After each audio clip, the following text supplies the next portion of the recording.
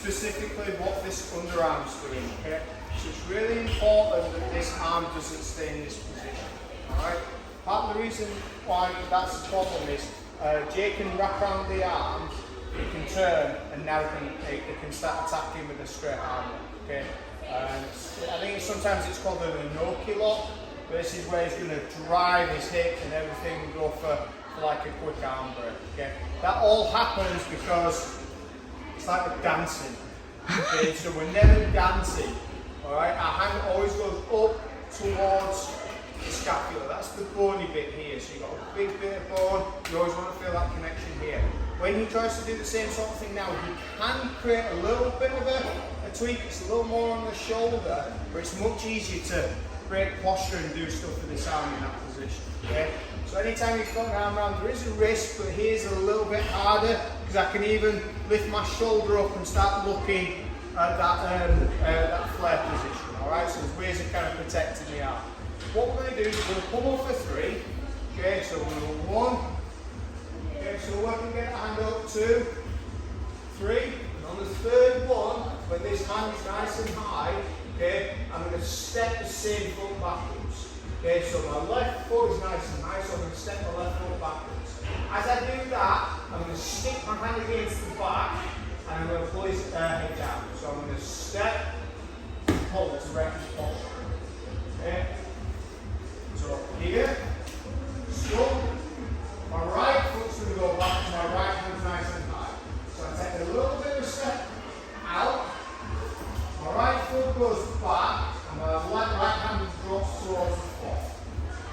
But it's stuck, okay? So the back of the palm of the hand is stuck on the shoulder. Okay, so come up for 3, making sure that hand goes through, 3, and then from here, break that one. Okay? Just going to practice that a couple of times. All 3. 1, 2, 3. Try to advertise for someone, sir.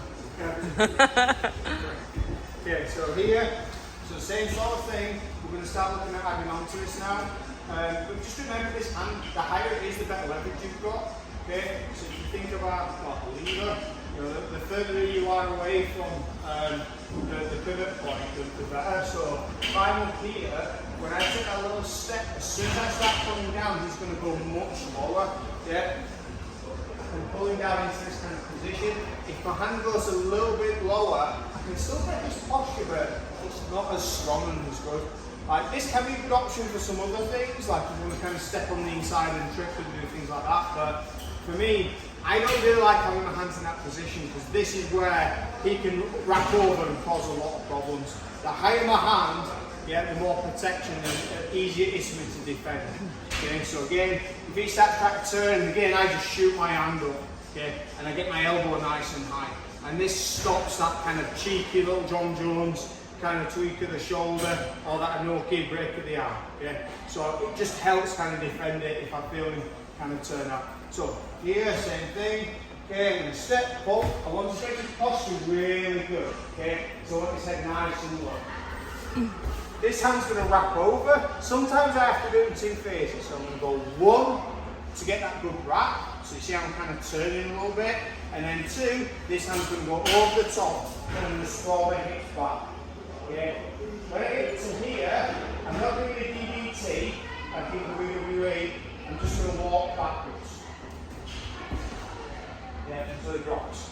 The weight on my shoulder, on the back of his neck is what's helping convince him to go to his knees. Okay? So here, nice and high, a little step, correct posture. I might need to do this first. Yeah? And then second, this hand's going to shoot over.